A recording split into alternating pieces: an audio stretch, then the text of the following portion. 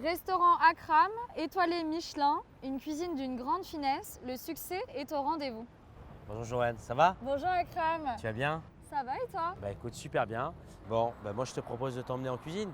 Avec plaisir. Comme ça, je te fais découvrir mon univers et puis te montrer tout ce qu'on fait dans mon atelier de haute couture. Génial, on y Allez, va, on c'est y va. parti. J'ai eu peur. J'ai eu peur qu'on le perde quand même. T'arrives à pas m'écraser quand même. Et voilà. Akram, tu as travaillé aux côtés de Pierre Gagnère. Qu'as-tu appris de cette expérience? C'est un chef qui est à part, il a une vraie signature, une vraie identité. Et au fur et à mesure de mon expérience dans le métier, dans ce que j'ai pu faire, ça a été pour moi un vrai exemple en termes de signature et de créativité.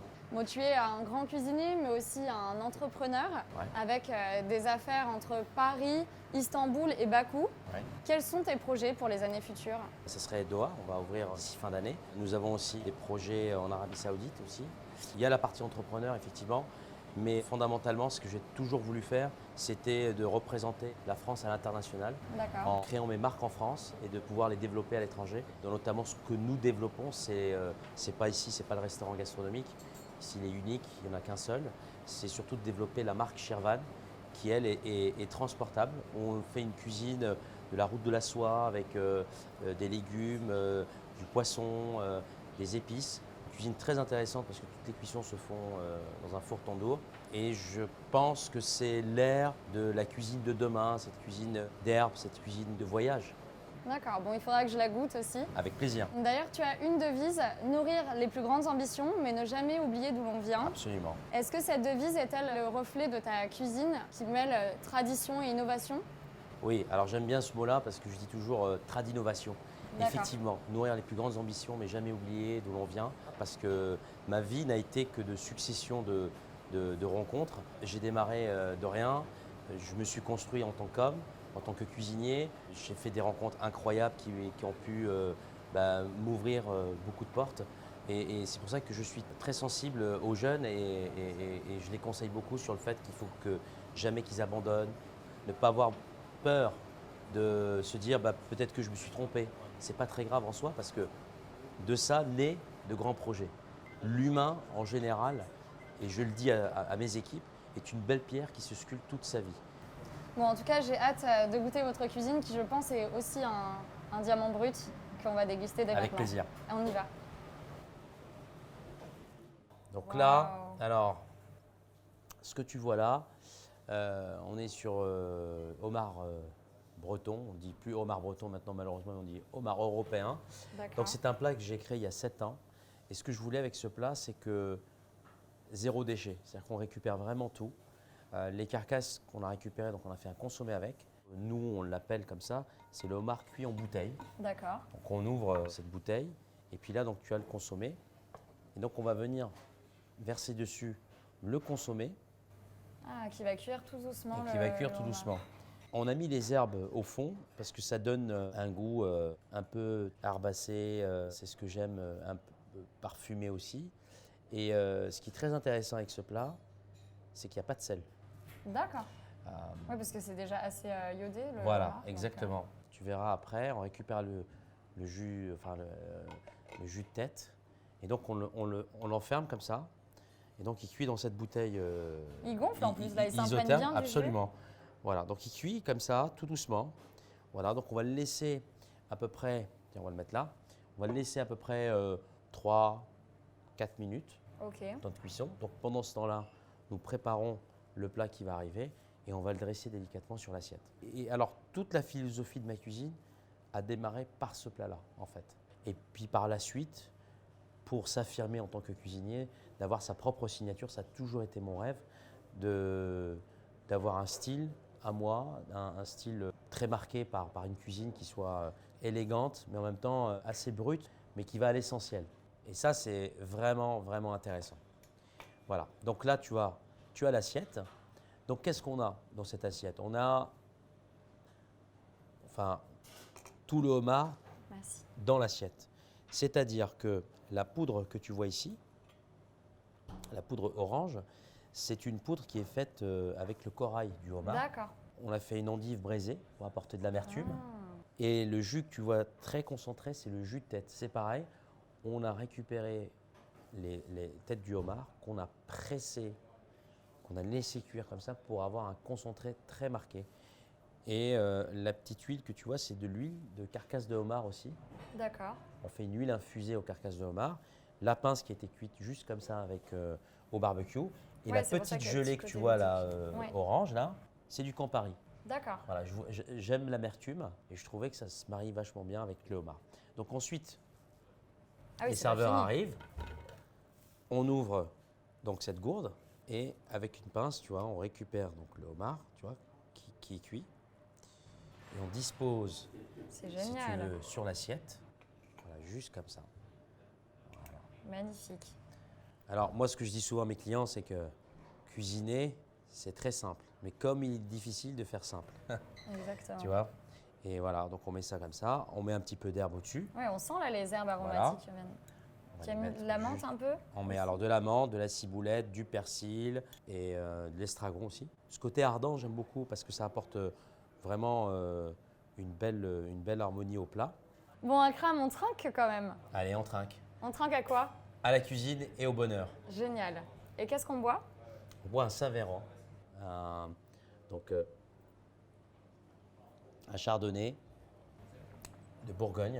Donc, tu C'est vois, très généreux, oui. hein, il y a de la fraîcheur aussi qui va bien se marier, je pense, avec ce homard. Bon, Donc, génial. je te laisse Je commencer laisse à goûter. déguster et j'ai hâte que tu me donnes ton retour. Ben, on voit déjà à la découpe qu'il est tellement onctueux. Non, mais là, on sent vraiment une telle justesse, une finesse, c'est très subtil. Il y a un vrai équilibre des saveurs. Oui, donc la pince qui a été cuite au barbecue. Et donc, qu'est-ce qu'on fait avec cette pince? Et on va donc la laquer avec le jus de tête. Toujours pareil. On n'ajoute pas de sel, on la laisse comme ça et puis on va la faire griller au barbecue. Donc là, tu as vraiment le homard entier, de la tête à la queue. Enfin, il y a vraiment tout, la pince, tout. Je dirais même que c'est le homard à son apogée. Hein. Parce que là, Quand on avait fait ce plat-là, c'était pas un plat gadget, c'est qu'il y avait une vraie réflexion là-dessus, de vraiment l'amener au client et de le servir tout de suite. et Voilà. c'est ton plat signature aujourd'hui? Oui, c'est le plat signature. Alors, Ah on a oui. souvent nos clients qui viennent ici pour nous demander, nous dire, ah, on est venu parce que on aimerait goûter votre plat signature, qui est le homard en bouteille. Énorme. En plus, avec le petit, voilà, le petit côté ludique, le homard en bouteille qu'on allait chercher dans la mer. C'est Très ça, bien. un message. Et du coup, le fait que tu aies été élevé en Algérie, où tu as passé ton enfance avec ta maman, est-ce que ça a une influence aujourd'hui sur ta cuisine? Oui, la cuisine de ma mère, l'Algérie, elle a toujours été une influence, ça fait partie de moi. Ça, c'est sûr. Mais je dirais plus le côté Méditerranée. Parce que la Méditerranée, c'est pour ça que moi j'aime bien quand je dis toujours je suis un enfant du monde.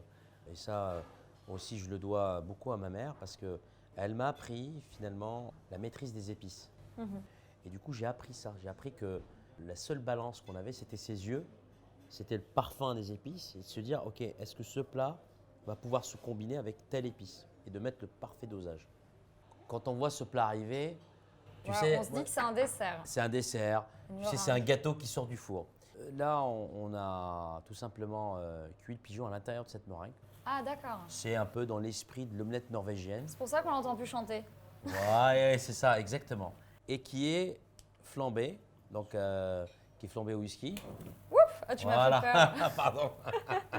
Et donc, tu vois, on le laisse flamber comme ça devant le client. Pendant ce temps-là, on prépare le plat. Donc, tu vois, on laisse gonfler la meringue comme Ça ça. va tu pas vois. brûler là? Parce que je vois que. Pas du tout. Hein, Alors, la meringue, elle brûle volontairement pour apporter du goût aussi à la meringue parce qu'on en met un tout petit peu. L'histoire de ce plat, c'est toujours pareil. Le pigeon, bon, c'est un oiseau. Un oiseau, c'est un œuf. Donc, un œuf, c'est un blanc d'œuf. Donc voilà, on est parti dans. Je voulais pas cuire le pigeon dans croûte de sel, par exemple. parti à la source du produit. Voilà, à la source du produit. Et tu vois, il y a toujours un fil conducteur. Ouais, on attend que ça se C'est finisse. fascinant de voir ça. Hein. Alors, ça fait beaucoup d'effet quand on l'amène à table. Et c'est un plat que j'ai gardé. Et c'est un plat que j'ai créé il y a 2 ou 3 ans. Et ça m'est venu comme ça parce que je passais en pâtisserie, je faisais de la meringue. Je dis attends, bouge pas. J'ai pris un pigeon, j'ai commencé à. Voilà, moi je suis comme ça. Ok. Je disais, la spontanéité est le maître mot de ma maison ici. Très C'est bien. une maison de création. Mais quand on a la chance d'avoir un restaurant comme ici, où tu as 25, 30 couverts, moi je pense qu'il faut montrer que c'est exclusif. Ce qu'on fait pour Bah, eux, on c'est le que voit, pour oui. eux. Donc les assiettes, elles arrivent là. Et bien Génial. évidemment, regarde, Ah, on a bah, une dessiné petite un tête pigeon. de pigeon. On lui rend hommage. voilà, on lui rend hommage. Voilà, donc tu vois, c'est amusant. Ouais. Et puis à l'intérieur, voilà, on va venir donc, tu vois, on ouvre donc cette meringue, donc ça démarre ici et hop, ça va comme ça. Donc là, on enlève la première partie. Et quelle préparation extraordinaire. Tu hein. vois, c'est C'est un tout ça. chef-d'œuvre, hein, ce Voilà. pigeon. Ouais, c'est un beau plat. Puis on va enlever l'excédent. Et là, tu vois, on va récupérer donc le pigeon qui est à l'intérieur. Et donc, on va le poser délicatement au milieu, comme ça, avec son jus de pigeon. Et la feuille que tu as mis en dessous, c'est quoi? C'est de Épinard? l'épinard, oui, absolument. On va apporter un côté ardent. Et donc, cette meringue, on l'a aussi parfumée, tu vois. Ah oui, il faut qu'on la goûte. Voilà. Hein. Hop, je t'en mets un tout petit peu. Génial. Là. Et à côté, donc, c'est servi avec un muesli de quinoa que Ouais, je je cuis vois pareil, dans le jus de pigeon. Bon, c'est la première fois que j'en mange, en plus du pigeon. Ah bah écoute, je suis très flatté. J'espère que cela va te plaire. Tu verras, c'est pas trop fort. Allez, on se lance. Je ne saurais pas décrire qu'est-ce que c'est. En fait, ça fait plus un goût de viande que de volaille, finalement. Absolument. C'est délicieux. Hein. Tu vois? En fait, ce qui rend ça hyper gourmand, c'est toute l'harmonie que tu as mis autour, la sauce qui est très gourmande, Mais- la meringue, l'épinard. Ouais. Je vais goûter le muesli aussi. Voilà. Le Le quinoa muesli, tu vois. muesli. Alors là, tu vois, on est. Le quinoa. Non, mais ça, il faut que j'apprenne à le faire. Hein. Donc ça, c'est très facile à faire. Tu les fais rissoler en fait au-dessus, t'en prends quelques-uns que tu fais rissoler à la poêle.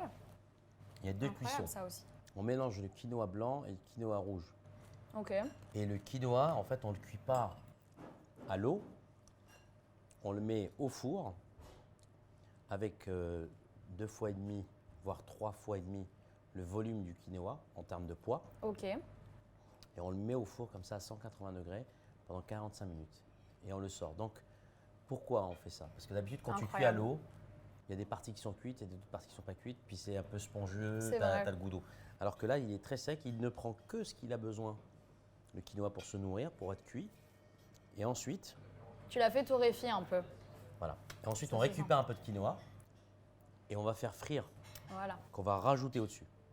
Voilà. Ça a un goût un peu caramélisé, c'est pour Voilà, ça. c'est ça, ouais. Torréfié. Bon, moi, ce que j'adore dans ta cuisine Akram, c'est qu'on connaît les 4 saveurs, mais là, on découvre une 5e saveur. Et tu sais comment on appelle ça? L'effet umami, on appelle ça. Et c'est un peu le Graal de la dégustation qu'on retrouve dans ta cuisine. Écoute, merci beaucoup pour ton compliment qui me touche énormément parce que c'est difficile, tu sais, de pouvoir trouver le juste équilibre parfait dans tout ce qu'on fait. Et souvent, quand on a une cuisine qui est dans une cuisine qui est parti pris, c'est-à-dire quand on a une vraie identité dans ce qu'on fait, en termes culinaires, en termes d'audace, on est souvent incompris. Mais je dis toujours, il faut aller jusqu'au bout de ce que l'on ressent et de ce qu'on a envie de faire. Parce qu'au final, moi j'ai toujours été quelqu'un qui prône le créer n'est pas copier. Une meringue Donc, avec on un pigeon, je pense que tu es le premier à le Voilà, faire. voilà, exactement. Ah oui, alors Bah sur oui. ce plat-là, effectivement, ce plat-là, mais il est né vraiment d'une réflexion, comme je t'expliquais, très spontanée parce que Je peux m'en on reprendre un petit faisait peu. du pigeon et moi j'adore le pigeon parce que le pigeon pour moi c'est de la noblesse de l'oiseau avec cette finesse que peut avoir le pigeon que peu ont, tu vois, c'est très délicat le pigeon. Moi je trouve toujours que le pigeon, le meilleur accompagnement, c'est les graines. Tu dis, il se nourrit Oui, de pareil, graines. on retourne à la source. Voilà, C'est drôle. toujours pareil. Et toute ma cuisine, ça a toujours été comme ça. Tu penses que je vais battre des ailes après en sortant ou pas? Ben, j'espère. Et si je dois décrire, retenir qu'une seule chose de Akram, est-ce que ce serait le partage et la générosité justement? Absolument. Je vais te dire la générosité, oui. Et le partage aussi. Il faut partager. Avec toute cette starisation des chefs, c'est vrai, on Oui, n'est c'est pas à vrai. plaindre. Tu vois, enfin, moi je pense qu'on est arrivé vraiment, de ma génération à moi, sur. C'est de la crème, quoi. Tu vois, c'est du pur bonheur. Cela dit, l'ancienne génération, ils ont dû beaucoup travailler pour faire valoir notre métier. Et c'est aussi grâce à eux qu'aujourd'hui, on a l'usufruit du travail qui avait été fait en amont avant. Comment tu parviens à adapter ta cuisine à l'international du coup? Alors, très bonne question. Parce que c'est pas les mêmes produits du coup, donc c'est une nouvelle Absolument. difficulté qui. Absolument, c'est très difficile. Pour moi, la première ouverture que j'ai faite, c'était il y a 7 ans, c'était à Hong Kong, où j'ai ouvert le restaurant Akram, d'ailleurs qui avait Ok. eu une étoile Michelin, on l'a eu très rapidement. Ça a été très difficile parce qu'il y a un problème de climat, il y a un problème de saison, il y a un problème de beaucoup de choses qui rentrent en compte. Je ne m'étais pas rendu compte avant. Et finalement, pour moi, c'était une expérience hyper enrichissante. J'ai beaucoup appris. Parce que les attentes des clients sont différentes aussi. Elles sont différentes, mais comprendre le palais des étrangers, c'est hyper intéressant. C'est Je me suis complémentaire rendu après compte dans de ta quoi en cuisine. fait? Bah oui, parce que les restaurants gastronomiques, pour moi, ne seront menés qu'à être concentrés qu'en France. En revanche, quand j'ai créé le concept Shirvan, par exemple, j'ai pris tout ce que je connaissais, tout ce que j'ai pu voir à l'étranger, toutes les difficultés, pour faire que ce concept puisse être transportable, duplicable, facilement. Et quand on fait une carte, en fait, la carte n'a pas besoin de trop bouger, si ce n'est que si elle est bien orientée et si c'est vraiment ce que les gens veulent. Enfin, si on fait une carte où chacun, quand il s'assoit à table, on est 8 ou on est 10, chacun trouve son bonheur, c'est parfait. Pour moi, la vraie cuisine de demain, ça sera la cuisine décomplexée, tout est à partager. On a besoin de ces liens très forts humains. Merci beaucoup Akram de m'avoir fait partager ta cuisine si innovante, surprenante et intemporelle. C'était vraiment Merci à toi. incroyable. Et moi, j'étais très content de te faire partager mon univers et puis j'espère avec plein d'autres histoires à raconter sur la cuisine et les nouveaux plats qui vont arriver. Je reviendrai pour ça, c'est sûr. Avec plaisir. Merci beaucoup. Merci.